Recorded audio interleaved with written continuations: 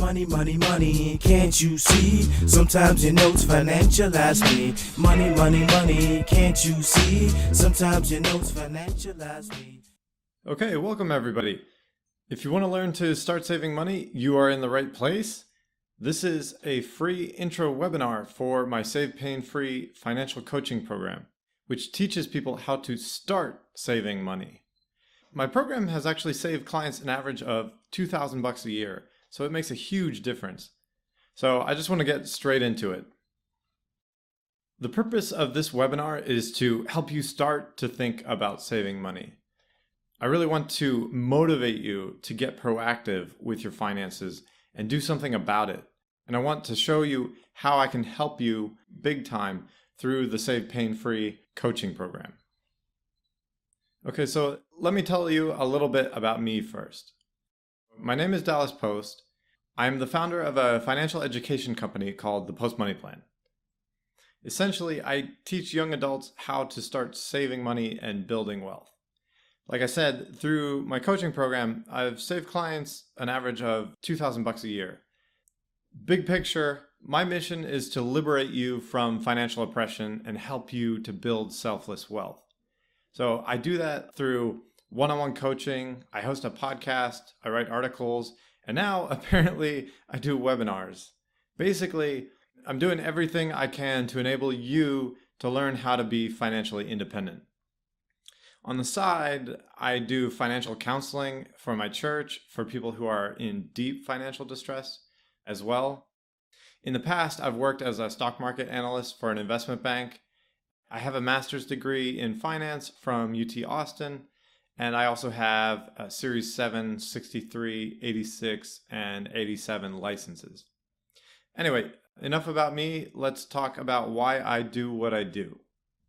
Before this, I worked at an investment bank before, and I made good money, but I didn't see any value in what I was doing. I just wasn't helping anybody directly. In fact, the way the industry was set up, it was very disingenuous in that I was writing these stock market reports, giving advice to investors on what stocks to buy. But there was a conflict of interest such that I couldn't be honest about the stocks, basically. I wasn't allowed to say, for example, I was following oil stocks, and I don't know if you remember oil crashing like 3 years ago. I was writing reports on these oil stocks and okay, this company looks really bad, but I couldn't say sell this stock, basically. Anyway, I found it very disingenuous and really value having integrity in my work, and I wanted to do something that I believe in and that I could be legit, basically. It's very important for me to be finding value in what I'm doing and meaning and actually contributing to others and having integrity in what I do, because what I did in the past, I didn't feel like I had that. Just because if I'm making money, but if I don't feel like I'm actually doing something of meaning and having integrity while I do it, then I don't have the motivation to keep going. And I'll tell you that just with respect to entrepreneurship and not just specific to finances.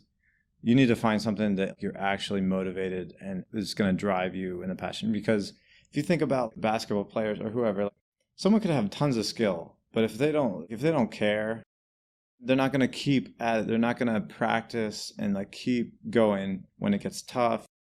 You can have plenty of people who are super smart. They have the capacity to do whatever. But the thing is, if they have no motivation and they don't care at all, then they're not going to keep going when it gets tough. So whatever ideas you end up going with, you want to really orient towards things that you actually care about, something that for whatever reason you have a passion for that. If it's some hardship that you went through and you want to fix that, not just for you, but for other people, or something that happened to your family and you want to find a solution to fix that problem or whatever it is. Not that you can't make money in things that you don't necessarily care too much about, but you know what I mean? To really keep going and make something big, you got to really care. My mission with the Post Money Plan is to liberate people from financial oppression and to empower them to build selfless wealth. There's two components to that: building wealth, but then also building it selfless wealth. Because a lot of people can get caught up in kind of the flashiness and allure of money, but then become very selfish and self-centered in the process. If you go down that road, if you look at a lot of celebrities, who get all the money, all the cars, all the houses. They just realize this actually isn't that fulfilling.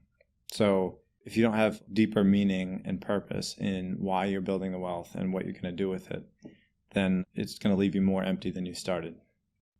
I think the education system has really failed to provide that education in personal finance, because there's so little in the education system. And yeah, like everyone deals with money. Everyone is going to have to file taxes. Everyone's going to have to like earn money, spend it, all this kind of stuff.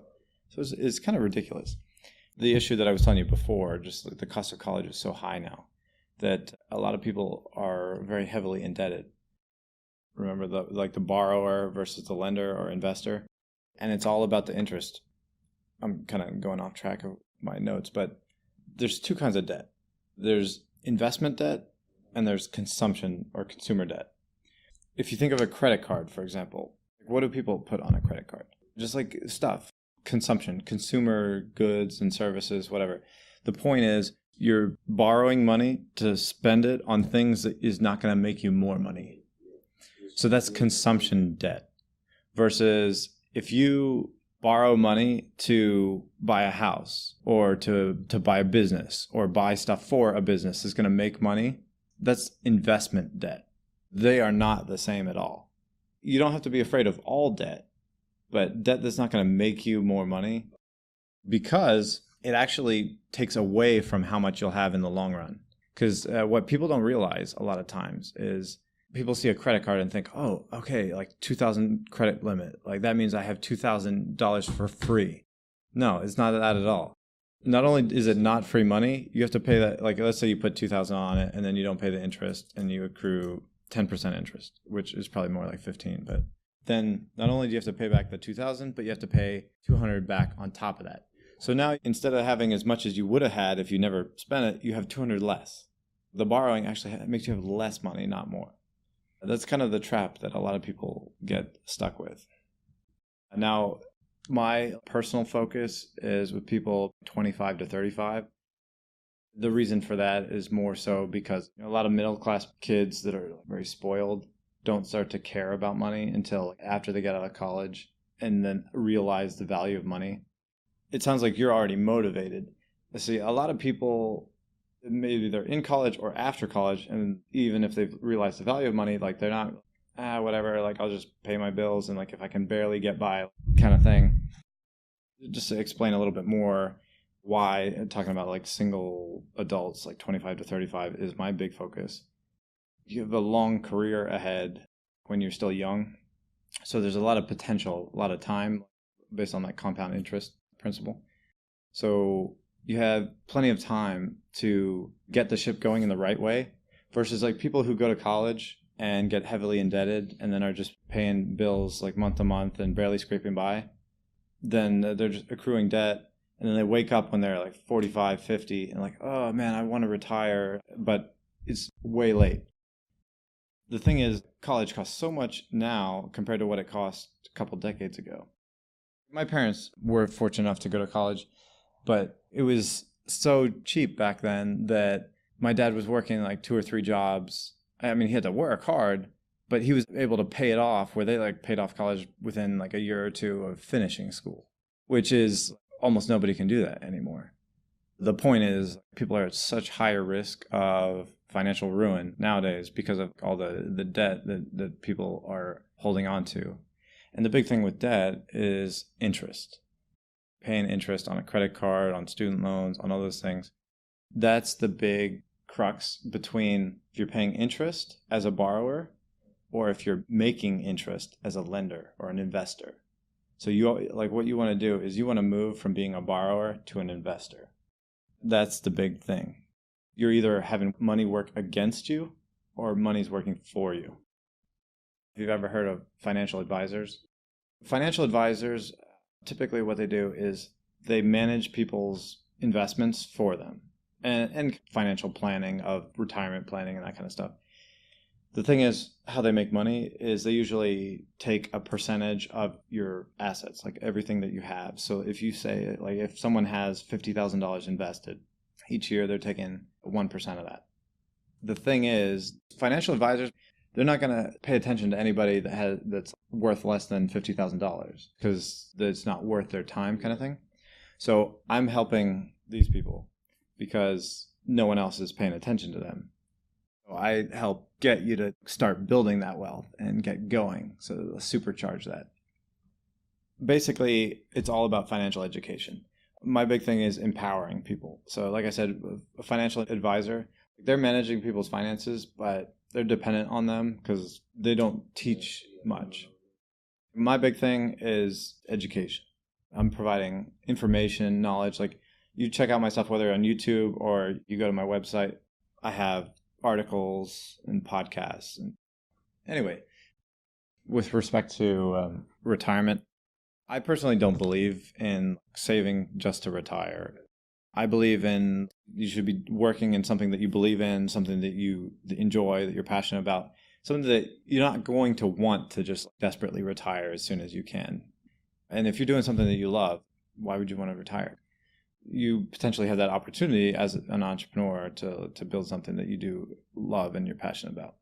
But the way people used to think was they would go through school, they wouldn't have much debt, then they'd work for a company and stay there forever. They'd build up a pension.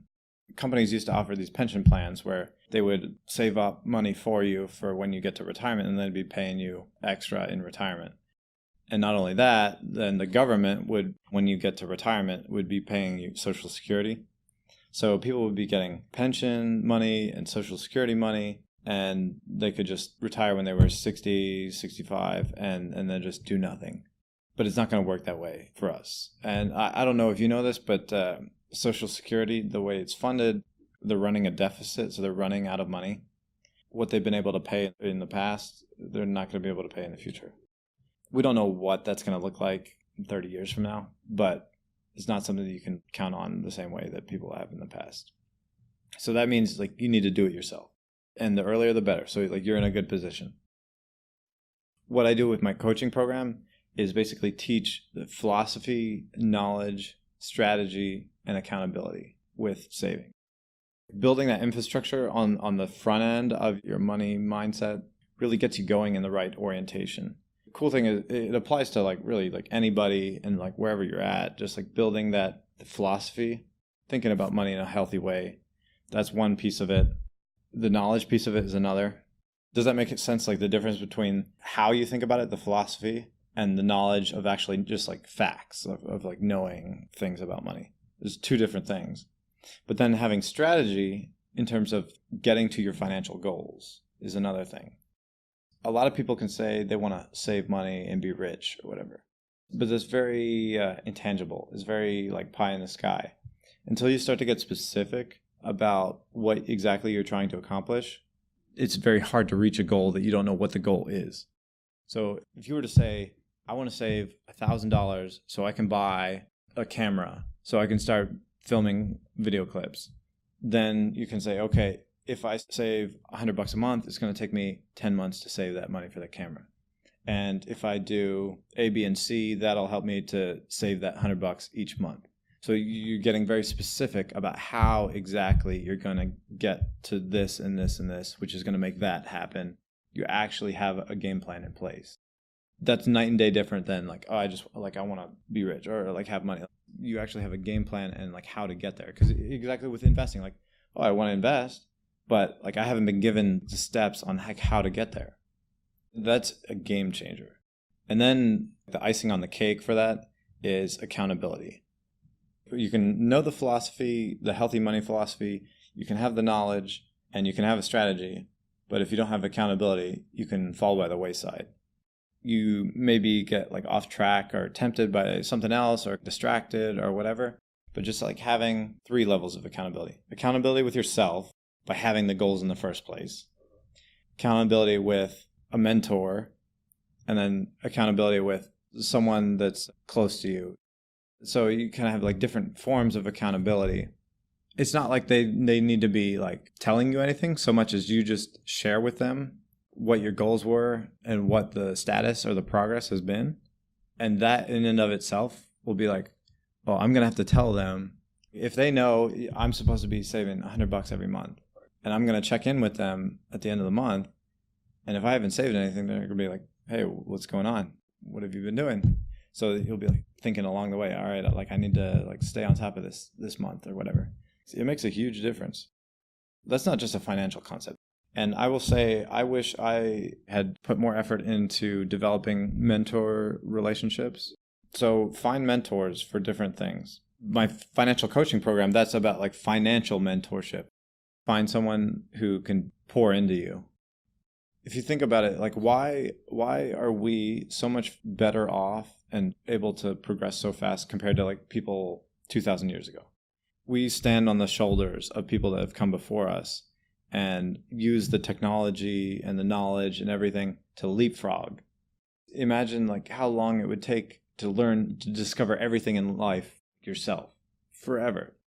We learn fast because someone shares with us, and then we jump past that. The same thing with mentorship.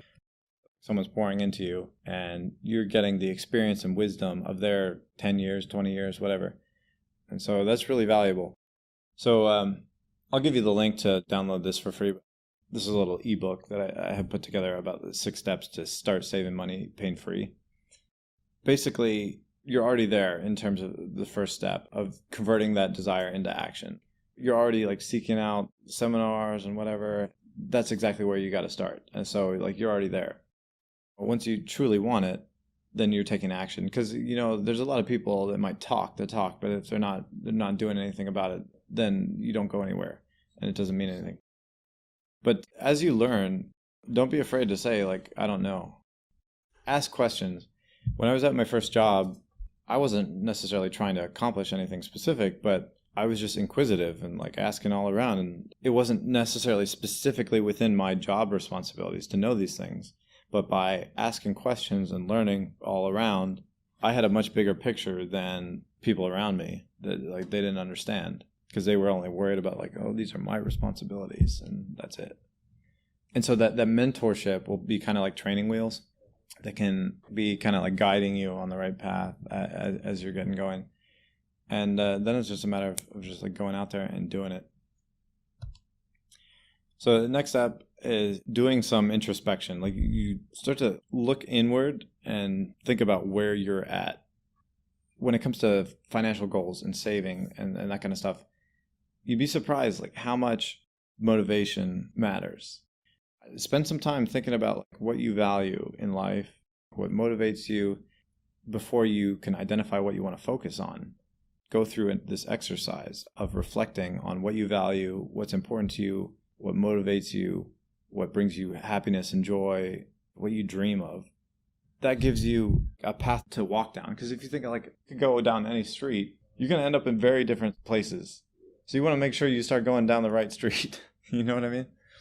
So then once you've actually taken time to figure out who you are with respect to these goals and stuff and what you value, then it's a matter of rewriting your philosophy. A lot of people will be comparing themselves to others, especially with, if you've ever heard of keeping up with the Joneses. There's this cliche of people living these like nice middle-class lives.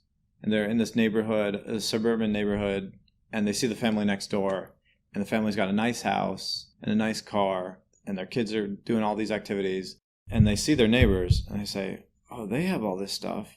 It's really difficult for us to afford this. But since they have it, that must mean we should have it too.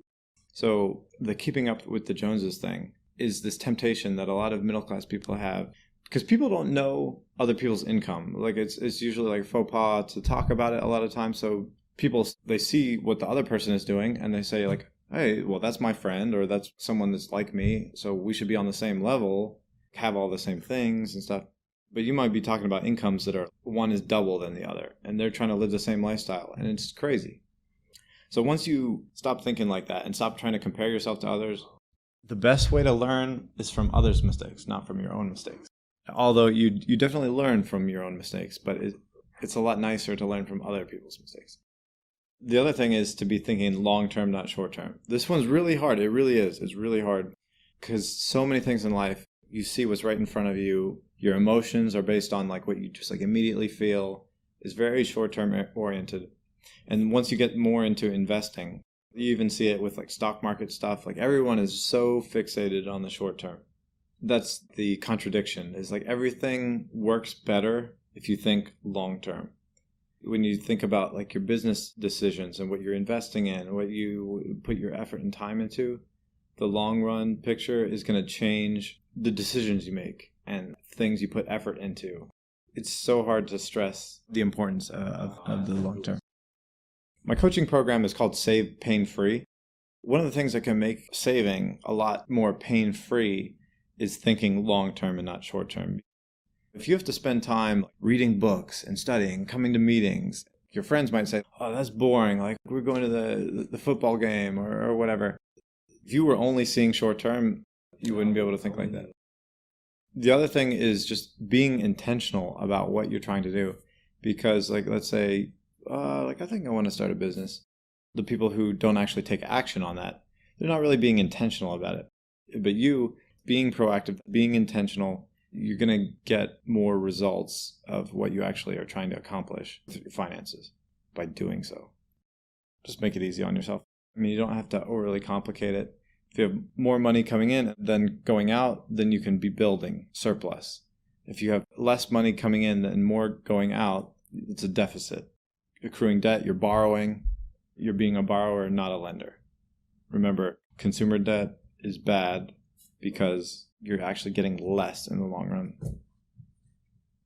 So once you've actually taken action, you've discovered yourself, and then thought about your philosophy, then you can actually put a strategy in place. So the idea is you take the introspection that you did when you're thinking about like what my values and my goal, what I value and what motivates me, and you convert that into your financial goals. And when you get specific, like I was saying, and quantify those things, it makes it so much more achievable that you can actually reach what you're trying to reach because you have a target to reach for. You know what you're trying to do. And it's basically like laying your own railroad tracks so you can, then I can go, that's what I'm going to stay on and that's what I'm going to go down. And you're going to end up where you were trying to end up because you have exactly what you were supposed to do in front of you. Once you have that plan, it's just a matter of, okay, do the plan. Just do it. With respect to finances, it's a matter of optimizing your habits is going to supercharge reaching those financial goals. Because let's say you have $1,000 a month coming in from your income, but you have $950 in expenses. So you're only saving $50 a month. But if you can find ways to optimize your spending so that you're only spending $900 a month instead of $950, then you just doubled the amount you're saving every month. So that's going to make you, well, let's say it was 100 and then we went to 200. Remember we said about the camera, if you were saving $100 a month and it was $1,000, it takes you 10 months to save for the camera. But if you could get up to 200, then you're able to get that camera in 5 months instead of 10. You're going so much faster on your goals. Then you're investing sooner, and then that compound interest, so faster the better. Little tricks. Mint, that'll give you an overview of like all your money stuff in one place. Also give you a view of your past spending and stuff to enable you to plan more for the future and just like what you can expect. It just gives you like a little ability to almost be like the CEO of your finances. So using apps, like any apps you can find on finances and stuff, is really helpful, and it just makes it easier to do like financial saving and stuff. My personal opinion though is don't sweat the small stuff. Worry about the big things. Okay, you can save some money from couponing, but you're going to spend a lot of time to save like 50 cents here, 50 cents there. If you just make sure like you're getting a good deal on rent, for example, it could be the difference between paying $1,000 a month and $640 a month is huge. If you ever heard of the concept of opportunity cost, opportunity cost is the economic concept that anything you do is a trade-off. You're always making a choice, and by making a choice, you give up something else. If you go to a football game, you're giving up the opportunity to study, to build your business. Everything is an opportunity cost. Everything's a trade-off. So you always have to be evaluating these options and trying to make the best choice between them.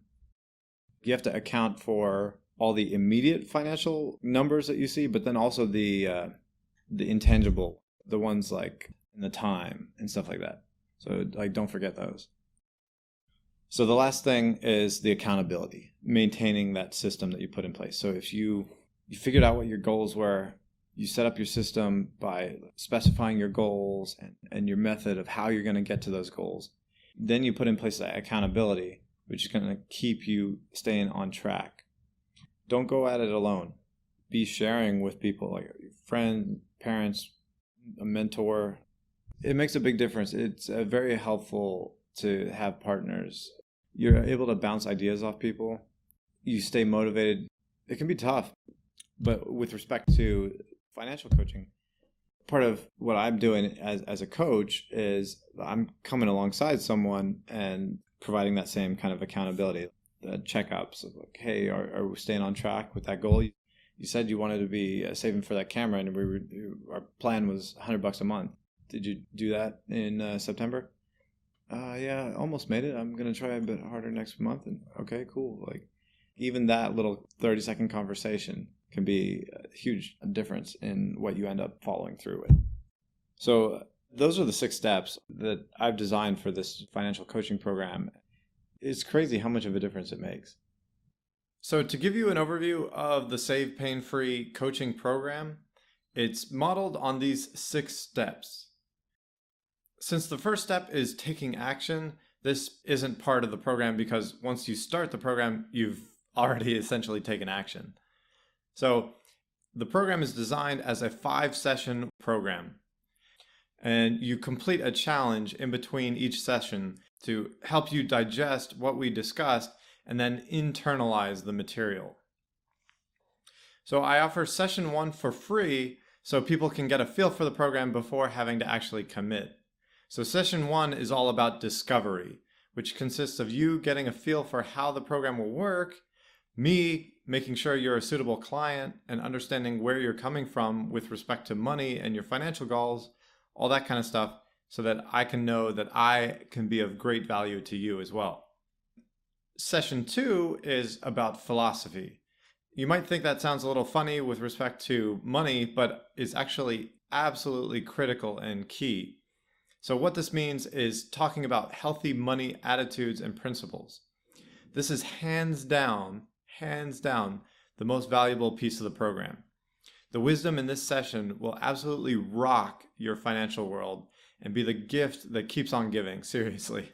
So this one alone makes the program worth doing. I've had a client tell me how he got stuff out of this that he couldn't even get from Dave Ramsey or anywhere else. Session 3 covers strategy. That means identifying very specific financial goals and then constructing a game plan and methodology to accomplish them. So that's what we're going to do in session 3. This is an absolute game changer for you and your savings. Once you put a plan in place, it becomes so much easier to accomplish something you're shooting for. Then in session 4, we go into optimization. So this means looking for ways to tweak and improve your existing expenses and current spending behavior, and then implement or improve your budget. This is the part of the program where I've been immediately able to save clients $2,000 a year. If you want immediate results, this is where you're going to see it. Now, the long-term results is going to come out of that philosophy, and that's going to be something that you're going to get value from years and years down the road, but the optimization is where you'll see immediate results. Then in session 5, we cover maintenance. So this is all about ensuring that what you've learned sticks and you keep up with it. The best way I know how to make sure something sticks is creating habits and then having accountability. So in the last session, we set up multiple levels of accountability for you so that you'll be able to keep your system going and then reach your financial goals as planned. So that's it. That's the Save Pain Free program. It's such a game changer for people who make a decent income but can't seem to build savings. So if that's you, I highly encourage you to sign up for the Save Pain Free program. It'll make such a big difference in your savings, and I desperately want to help you out. All right, so what you're going to get with the Save Pain Free program is personalized savings goals that are unique to you. So you're going to go from not knowing exactly what you're trying to do to specific goals that you've identified for you that align with your values and what brings you fulfillment and the things that you want to accomplish. This plan is going to be invaluable to you, and you'll wish you had it years ago, because it's going to be the night and day difference between how you've struggled to save money in the past and how you'll successfully save money in the future. The other immediate takeaway from the program is just big savings. I'll say it again, I've saved clients an average of $2,000 a year from easy tweaks that haven't required them to give up their lifestyle. So if you could have an extra $2,000 in your pocket without really even changing anything in your life, why wouldn't you want that? Seriously. I know it sounds like a cheesy sales pitch, but it's seriously how it's worked for my clients. And the thing is, I'm confident enough in my ability to make a huge difference in your savings that I offer a money-back guarantee with the program. We'll give you a plan of action to actually start accomplishing those goals and timetables to reach those goals as well, so that you know exactly what you're supposed to be doing and when it's going to happen. And then you'll also gain access to the referral affiliate program, which you'll hear about more later. That'll be free bonus money. Once you complete the program, you'll be eligible to earn rewards by referring other people to the Save Pain Free program. So that's it for this info session. I think there were a lot of valuable little nuggets of financial wisdom in here, so go back and listen to this again if you need to. Otherwise, go sign up for your first free session at savepainfree.com/signup. And I'll talk to you then.